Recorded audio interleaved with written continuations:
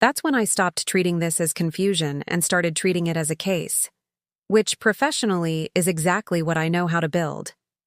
I pulled our original surrogacy agreement, first the one sitting in my own firm's archive, and reread the no-contact clause line by line the way I would for any client asking whether a boundary had actually been crossed. It had. Clearly. Not ambiguously. Direct contact with the child, unsupervised, undisclosed, was a violation regardless of intent. Then I did something I almost didn't let myself do. I checked whether Bianca had filed anything in family court recently, a habit born purely of professional instinct. She had. 6 weeks earlier, in a different county, a petition requesting limited visitation rights as a former gestational carrier built on a state statute so rarely invoked that I'd genuinely never seen it used in 8 years of practice. It wasn't strong. Most judges would likely reject it outright. But it existed, filed, time-stamped real. I sat with that filing open on my screen for a long time. 6 weeks. She'd filed 6 weeks before that phone call, meaning the meeting at the park, the sticker conversations, the birthday question, none of it was spontaneous. It was reconnaissance gathered carefully enough to eventually support a case built around a child who had no idea he was part of one. I ran a second search out of pure professional thoroughness, checking whether Bianca had retained the same attorney for anything else in recent years. She had once 2 years earlier, for what turned out to be an unrelated matter, entirely a dispute over a lease. It told me nothing about her intentions toward Eli specifically, but it did tell me she wasn't new to navigating legal processes on her own, which meant whatever she was building here, she likely understood the stakes of it better than a first-time petitioner might have. I called our firm's senior partner the next morning, disclosed the conflict immediately, and asked a colleague to formally review the petition on our behalf, rather than handling it myself. Even with everything I knew professionally, I needed someone with distance from the situation to confirm I wasn't missing something in my own panic. She called back within the hour and told me what I already suspected. The petition had almost no legal footing. But almost isn't nothing, especially with a judge unfamiliar with reproductive law, and especially with a child already primed, however gently, to believe a version of events that didn't match the paperwork. I called Tom at work and asked him to come home early. I didn't explain why over the phone. Some conversations don't belong in fragments. He walked in looking braced for something, and I realized, watching his face, that he already knew more than he'd told me. I asked him straight out whether he'd known Bianca was back in town. He said yes. I asked how long he'd known she'd been near Eli. The silence before his answer told me everything the answer itself confirmed a second later. Months. He'd known for months. He said she'd reached out to him first, an old contact from before the surrogacy even started, someone who'd once worked with his sister. He said she seemed lonely. He said she'd lost a pregnancy of her own 2 years earlier, and that something about being near Eli, even from a careful distance, seemed to help her. He said he thought he could manage it quietly, keep it small, keep it harmless without ever needing to bring it fully into our house. I asked him what harmless was supposed to mean exactly when it involved our son learning a stranger's name as though it belonged in his own family tree. He didn't have a good answer. He said he'd told Bianca more than once that she couldn't talk to Eli directly, that seeing her near the school was already more than he'd agreed to. He said he didn't know she'd actually spoken to him until I told him what Eli had said. I asked whether he knew about the petition. He didn't. That part at least seemed to genuinely surprise him, his face going pale in a way I hadn't seen from him in years. Whatever quiet arrangement he thought he'd been managing it, had clearly outgrown whatever boundaries he believed were still holding. I told him Harmless doesn't file a custody petition. Harmless doesn't tell a 7-year-old she's his mother during a class project. He didn't have an answer for that either. We drove to Bianca's apartment together that evening, the printed petition and our original contract, both sitting on the passenger seat between us like two different versions of the same story. She opened the door, already looking like she knew exactly why we'd come. She didn't look surprised. She looked, if anything, like someone who'd rehearsed this moment more than once in her own head, waiting for it to finally arrive. I told her plainly that I knew about the park, the flyer, the petition, all of it. I told her I understood grief. I told her that didn't give her the right to rewrite my son's understanding of his own family without asking either of us first. Something in her face broke open for a second, no performance in it at all. She said losing her own daughter at 20 weeks had unmade something in her she still hadn't found a way to rebuild. She said being near Eli felt like the only thread connecting her to a version of motherhood she'd been promised once and never actually got to keep. She said she used to sit in her car outside his school just to watch him walk out at the end of the day, not to approach him just to see that he existed, healthy and laughing proof that carrying a child could sometimes end the way it was supposed to. For that one moment, I felt something closer to sorrow than anger. Then her voice hardened. She said the contract was written before she understood what carrying a child, even one that wasn't biologically hers, would actually cost her emotionally.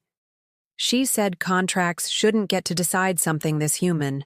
She said no piece of paper could have prepared her for how much of herself she'd leave behind in that delivery room, whether the child was genetically hers or not. I laid our agreement flat on her kitchen table next to the flimsy 2-page petition her own attorney had filed. Her intentions. The actual terms. I didn't need to say much else. The gap between what she wanted and what she'd legally agreed to sat there in black and white, undeniable. She tried once more, asking whether I really thought a piece of paper mattered more than what she was feeling. I told her the paper existed precisely because feelings hers and mine both needed something steadier to hold on to than whatever either of us happened to feel on a given day. I told her Eli deserved a family structure that didn't shift underneath him, because an adult's grief needed somewhere to land. I told her I was sorry for what she'd lost genuinely, but that sorrow didn't transfer into a claim on my son. Tom stood by the door through most of this quiet, watching a version of Bianca neither of us had ever really seen up close before. When she finally looked at him, something passed between them, an old, complicated understanding. Neither of them fully explained to me that evening, though I've since pieced together that Tom's guilt over letting things drift this far ran deeper than simple carelessness. He'd wanted to help her. He just never told me he was doing it. Her petition was formally dismissed 3 weeks later, the judge citing the enforceability of the original agreement and the lack of any legal standing under the statute she'd tried to use. She didn't contest it further. My colleague who handled the filing told me afterward that the judge had actually paused mid-hearing to ask Bianca's attorney, somewhat pointedly, whether he understood what a gestational carrier agreement was actually meant to protect. The room apparently went very quiet after that. Tom and I are still working through what his silence cost us. Not the affair kind of cost, nothing like that ever happened, but the kind where you realize your spouse quietly managed a threat to your family without trusting you with it first. We've been in counseling 6 weeks now. Some sessions land, some don't. I'm learning that trust, once it wobbles, doesn't snap back into place just because the external danger passed. Our counselor asked us both in one particularly hard session what we thought we were each protecting by keeping things from each other. Tom by managing Bianca alone, me by not asking harder questions sooner about his occasional distracted moods over the last year. I didn't have a clean answer. I think some part of me sensed something was off for longer than I let myself admit, and some part of me didn't want to be right badly enough to actually look. Bianca sent one letter a month after the ruling, not to Eli, to me. She apologized. She said she was starting therapy of her own. She said she understood now that what she'd needed wasn't access to my son, but somewhere to put a grief that had never found a proper home. I don't know if I fully believe that yet. I'm not sure I need to. I just needed the danger to stop, and it has. I found out through a mutual contact months later that Bianca had also reached out once to a fertility support group specifically for surrogates and carriers, describing what she called an overwhelming, unexpected attachment that had followed her long after the arrangement ended. A counselor there had apparently told her gently that what she was describing had a name, and that it wasn't something she needed to solve by getting closer to the child at the center of it. I don't know if she ever fully listened to that advice. I only know she stopped eventually once the legal door closed firmly enough that lingering near it stopped feeling like an option. We told Eli a simplified version of the truth, age-appropriate, careful. A woman helped bring him into the world in a very kind, very important way. She's not his mother. He has one mother and one father, and a story about how he got here that's a little more complicated than most kids' stories, and that's okay. He asked a few days later whether the nice lady at the park was in trouble. I told him no, that she was just sad about something that had nothing to do with him, and that grown-ups sometimes make confusing choices when they're sad. He seemed satisfied with that, the way kids often are with an answer that's honest, without carrying the full weight of everything underneath it. He drew a new family tree at school last week. One mother, one father, a dog we don't actually have yet, but apparently are getting soon according to him. I didn't correct that last part. I won't tell you this ended clean. Tom and I are closer to okay than we were, but not fully there yet.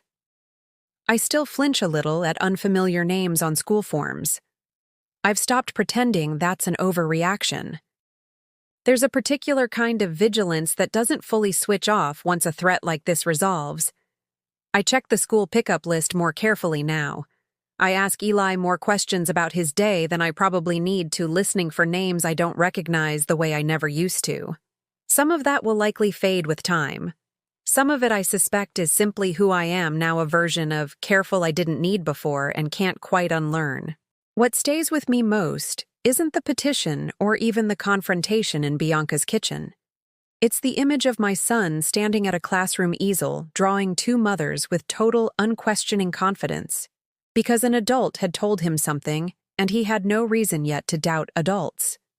That's the part I keep returning to, how easily a child's understanding of his own family can be quietly rewritten by someone determined enough, and how much it mattered that I noticed before it went any further than a drawing. I think, too, about how differently this might have gone if Mrs. Alvarado had simply corrected the drawing herself, without ever calling me, treating it as an easy classroom mix-up, rather than something worth a quiet phone call home. I've thanked her for that instinct more than once, since the same small, careful attention to detail that undid something Bianca had spent months quietly building. It reminds me that the people paying close attention to your children, even in ordinary, unremarkable ways, matter more than most of us think to say out loud. If you've ever had a boundary you thought was permanent, get quietly tested by someone else's unresolved grief, tell me in the comments how you handled it. And if this one hit close to home, share it with someone who's ever had to defend the shape of their own family to someone who wanted a different version of it. The call came in at 2:40 on a Tuesday. Eli's teacher voice careful, asking if I had a minute. She said there'd been some confusion during a family tree project. She said Eli had drawn two mothers. She said the second one had a name. I didn't recognize it. Not at first. Then my stomach dropped somewhere around my knees because I did recognize it. I just hadn't heard it out loud in almost 8 years. My name is Rachel. I work as a paralegal at a firm that handles reproductive and family law contracts, mostly the kind of agreements couples sign before IVF, before surrogacy, before any of the quiet legal architecture that makes certain families possible gets built. I've read hundreds of these contracts. I helped draft the one that brought my own son into the world, back when I couldn't carry a pregnancy myself, back when a woman named Bianca Ruiz agreed in writing, notarized, witnessed to carry our embryo and walk away afterward with no ongoing contact. That was the deal. That was the whole point of the deal. 8 years later, my son stood in front of his second-grade class and told them he had two mothers, and one of them wasn't me. If you've ever had a legal document you helped write come back to bite you, personally stay with me, because I genuinely didn't think that was possible until it happened to my own family.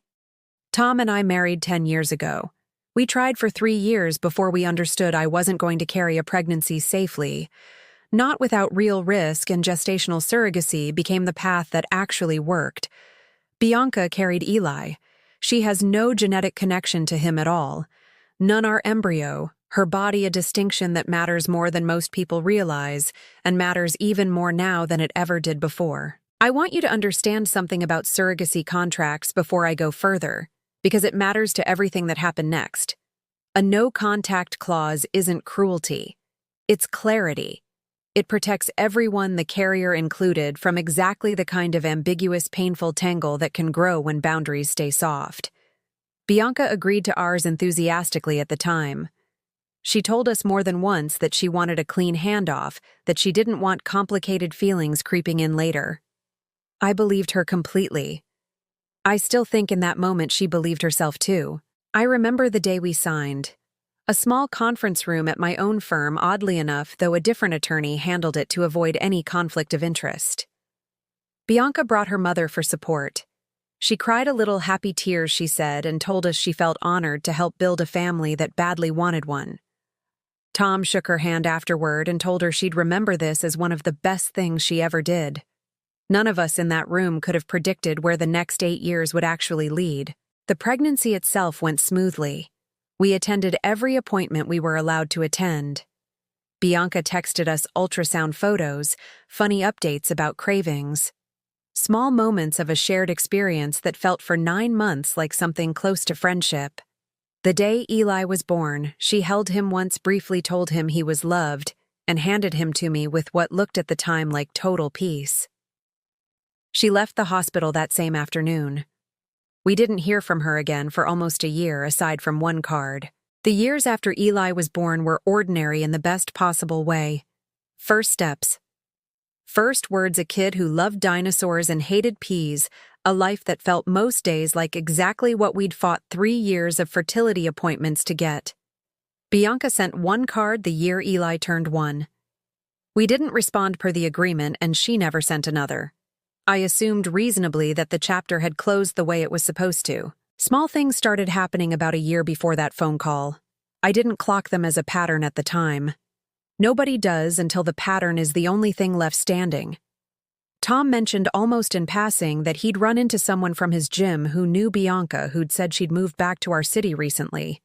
He said it the way you mention any small world coincidence, nothing loaded in his voice. I said something non-committal and moved on. A few months later, I found a school flyer for a fall festival with a name I didn't recognize on the volunteer sign-up sheet, someone listed as helping run the craft table. I didn't think much of it. Parents volunteer. Names come and go. Around the same time, Eli mentioned a woman at pickup who always waved at him, who he said was nice, who gave out extra stickers. Kids talk about 100 adults a week. I filed it exactly where you'd expect nowhere. A month after that, our neighbor mentioned offhand seeing a woman sitting in a parked car outside the elementary school more than once, just sitting there through most of recess, not doing anything unusual enough to report, just present long enough to notice. I remember thinking briefly that it was a strange thing to mention, and then forgetting about it within the hour, the way you forget most small oddities that don't yet have anywhere to attach themselves. Then closer to the phone call, my sister mentioned she'd seen a woman at our grocery store who looked a lot like someone from an old photo I'd shown her years ago, back when we were going through the surrogacy process. She said it half joking. I laughed it off too at the time. 2 weeks before the teacher's call, Eli asked me out of nowhere at bath time whether it was possible for a kid to have 2 moms who both loved him the same amount. I told him some families do work that way, thinking he meant a friend from school with 2 moms. He nodded and didn't say anything else. I didn't think to ask why he was asking. None of these moments alarmed me individually. That's exactly how something like this works. It doesn't announce itself. It just quietly accumulates until a teacher calls you on a Tuesday afternoon and asks who your son's other mother is. If your child came home describing a version of your family that included someone you'd legally deliberately kept out of it, would you have gone straight to confrontation, or would you have needed the full picture, first the way I did? Tell me honestly in the comments, because what I found once I actually looked was far more layered than a simple boundary violation. I went into the school the next morning to meet with Mrs. Alvarado in person, wanting to see with my own eyes exactly how far this had actually gone inside the building itself. She pulled up the volunteer sign-in log from the fall festival, and there it was, a name I recognized now for exactly what it was listed under the craft table shift, alongside 3 other parents who had no idea who she really was to us. She'd used a slightly different last name, Bianca Reyes, instead of Bianca Ruiz, close enough to explain away as a simple mishearing if anyone ever asked careful enough that nobody had. Mrs. Alvarado looked genuinely shaken once I explained the full context, apologizing repeatedly for something that wasn't remotely her fault. The school's volunteer vetting process, it turned out, checked for background clearance, but never cross-referenced names against any family's specific custody or contact restrictions, since most families don't have this particular kind of restriction to flag in the first place. She promised to update Eli's file immediately, flagging Bianca's name directly, and offered to loop in the school counselor to keep a quiet eye on any further contact attempts near the building. I called the school back within the hour and asked to see exactly what Eli had drawn. His teacher emailed me a photo. 2 stick figures under the word Mom, one labeled Rachel, one labeled Bianca, drawn with the specific matter-of-fact confidence kids bring to things they've been told, rather than things they've imagined. The teacher, a patient woman named Mrs. Alvarado, said she hadn't wanted to assume anything, that plenty of kids these days have more than 2 parents, through entirely ordinary means, blended families, adoption, all of it common enough that she hadn't wanted to make Eli feel strange about it in front of the class. She'd simply noted it, planned to ask gently, and reached out to me first as a matter of routine. I thanked her for her care. I didn't yet know how to explain what she'd actually stumbled into. I asked Eli that night carefully where he'd heard that name. He said a woman at the park told him. He said she was really nice. He said she knew things about him, like his birthday and his favorite dinosaur things, that made her feel familiar to him in a way that had nothing to do with imagination and everything to do with someone doing real homework on my son's life. I asked him how many times he'd talked to her. He held up 4 fingers, then reconsidered and added a thumb. 5 times then.